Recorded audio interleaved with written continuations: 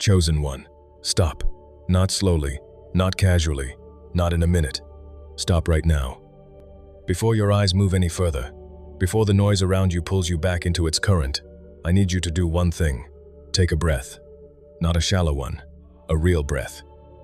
The kind that starts in your chest and moves all the way down into your stomach.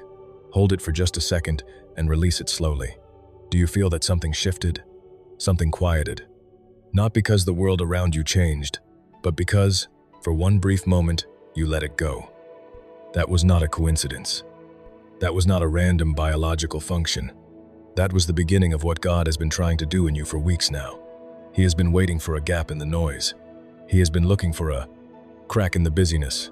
And this moment right here, right now, is the gap he has been waiting for. This message is not ordinary. This is not content you stumbled across by accident. You were led here, and what follows is going to speak directly to the part of you that has been carrying something very heavy, very quietly, for a very long time. God said, "Watch this alone." And there is a reason for that instruction, because what he is about to speak is not for a crowd. It is not for a timeline. It is for the private version of you, the version that nobody fully sees, the version that shows up every morning, holds everything together, keeps moving forward, and rarely, if ever, lets anyone see just how tired it actually is. If that sentence landed somewhere real inside you, pause right there and let it drop a word in the comments right now. Any word at all. Just let heaven know you are here and you are listening. Chosen one. God does not isolate people randomly. He separates them strategically. When a message is too delicate to survive interruption, it is whispered. When a moment is too sacred to withstand spectacle, it is made small and private. When a person is in the middle of a transformation that cannot afford to be contaminated, they are set apart. That is what is happening to you right now. Not just in this moment, but in this entire season of your life. There is a separation happening. You can feel it. The things that used to pull at your attention no longer hold the same grip. The environments that once felt comfortable now feel slightly foreign.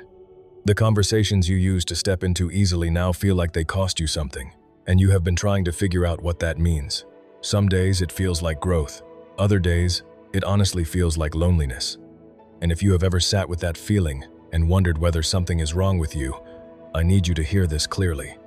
Nothing is wrong with you. You are in formation. And formation, by its very nature, requires separation from what you are leaving behind. Think about how a bone heals after it breaks. It cannot be touched. It cannot bear weight. It cannot be rushed. The body builds new material in the fracture, and that new material is actually stronger than the original bone. But only if it is protected during the process. That is you right now. You are not broken. You are becoming structurally stronger in the exact places where you were once most vulnerable. Chosen one. I want to name something you have been experiencing lately. Someone, or maybe more than one, person has been pressing on something in you. Not loudly, not aggressively, just persistently. Little reminders of who you used to be. Little references to wounds that have almost finished healing. Subtle invitations to prove yourself, explain yourself, or defend yourself. And every time it happens, you have felt something rise up inside you. A familiar tension, an old heat, a pull toward a version of yourself that you thought you were moving past. That is not an accident. The enemy does not announce himself. He operates through repetition and familiarity. He uses people and patterns that already have a history with your nervous system. He knows which buttons still have a response in you, even the ones you have been working hard to deactivate, and he will keep pressing them, not because he is powerful, but because he is strategic. He knows that the most effective way to interrupt a transformation is not to destroy the person going through it. It is to provoke them into reacting from the old self before the new self has fully stabilized. So, let me ask you something gently. How many times in the last few weeks have you almost reacted and then stopped yourself? How many times have you typed something out and deleted it? How many times have you started a conversation in your head and then decided it was not worth it? Those were not moments of weakness. Those were moments of discernment operating at a level of maturity that would have been impossible for you even a year ago. Every time you chose not to react, something was protected. A door stayed closed. A cycle was interrupted.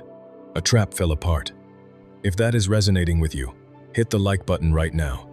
Not just to support this content, but as a quiet acknowledgement between you and heaven that you recognize what has been happening. Chosen one, There is something God wants to address that goes beyond the external provocation. There is something happening internally in the quiet spaces of your own mind and heart that He wants you to stop being ashamed of. You have been grieving something, and you might not even have the right word for what it is. It is not necessarily a person. It might not even be a specific event. It is more like a version of something. A version of a relationship you wanted so badly to be different.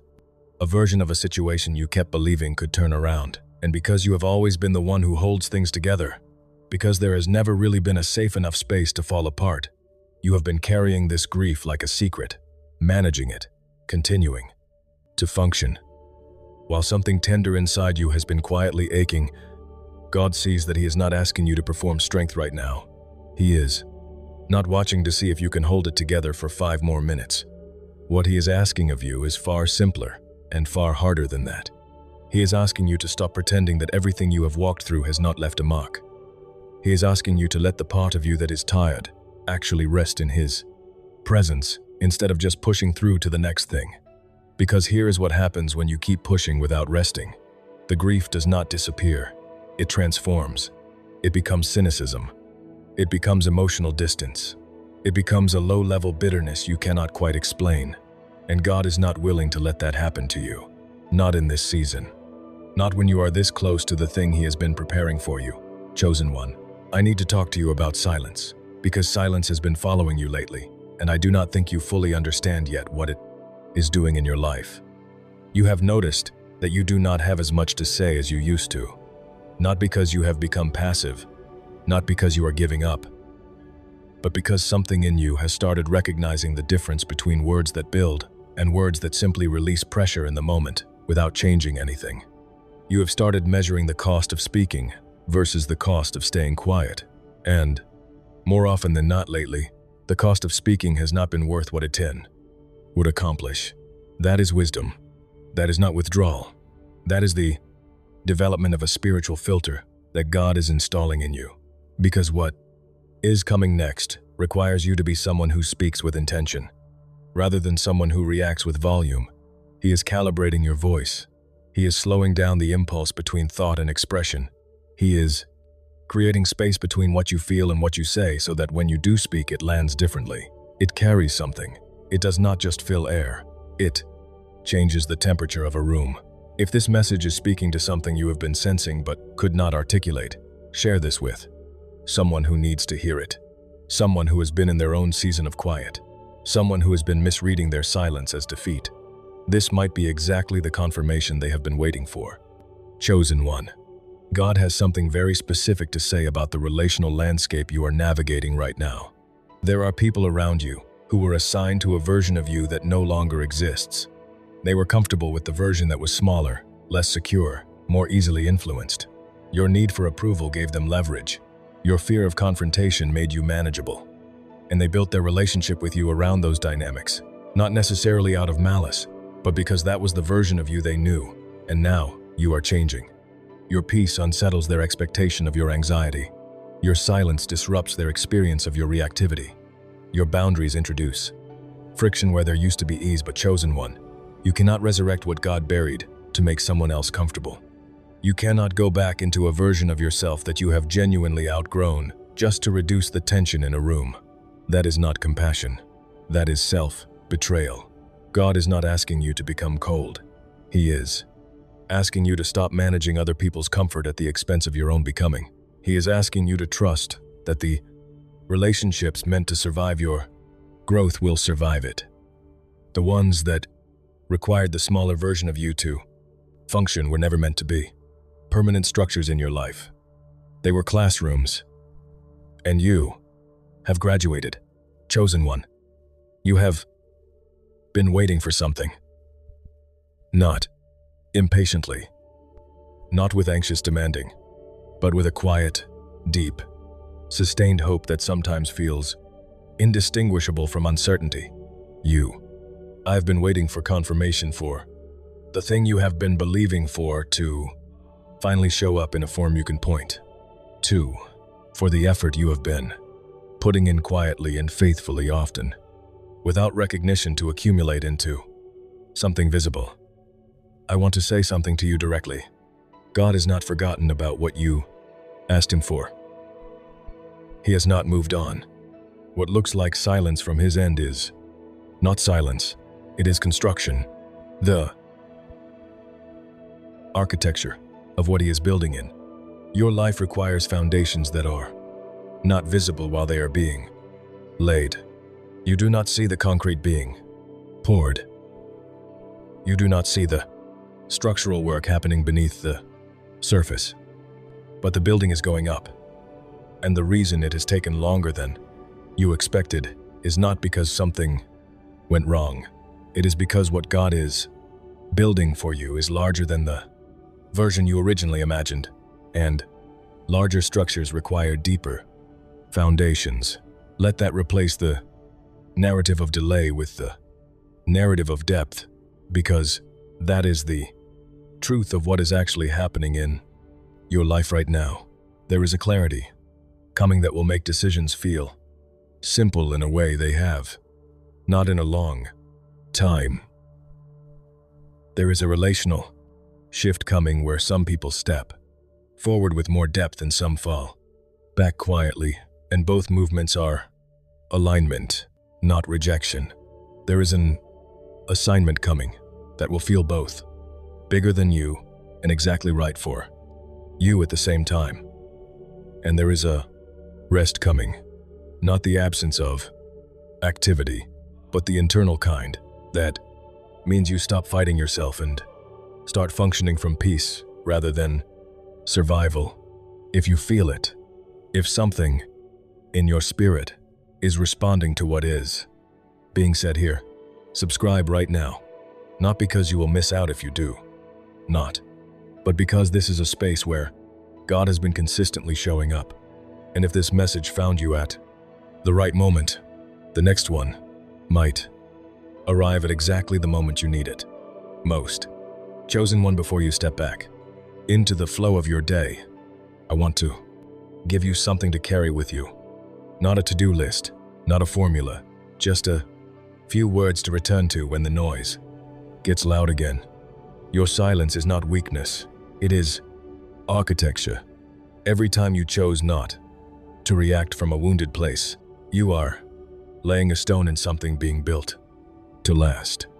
Foundations do not get credit until the building stands, but the building is standing. Your patience is not passive to remain present, grounded, and believing in a season that has given you every reason to give up is not waiting. That is warring. And you have been winning battles that nobody has seen in a theater that most people do not even know exists. Your sensitivity is not a liability. The same depth that has caused you pain is the exact capacity that will make you effective in what God has called you to. Do not numb it. Let God teach you how to hold it with the stability it deserves, and trust the process you are inside of. Not blindly, not by pretending you have clarity you do not have, but trust it the way you trust a bridge. You do not need to understand the engineering to cross it. You just need to keep walking. God is not done with your story. This chapter that is felt heavy and quiet, and in between, is not the end. It is the deep breath before the next movement. And the next movement is going to be worth every difficult, uncertain, character-building moment of this one. If this message spoke to something real in you today, leave a comment. It does not have to be long. It can be one word. Let heaven see that you were here, that you heard, and that you are still standing. And if someone came to your heart while reading this, someone who is carrying something too heavy and too quietly, share this with them. You may not know exactly what they are going through, but something in you knows they need this. Trust that your next season is sacred. Your next assignment is significant. Your next level is already built and waiting for you to arrive. Stay close, chosen one. Heaven is not done speaking yet.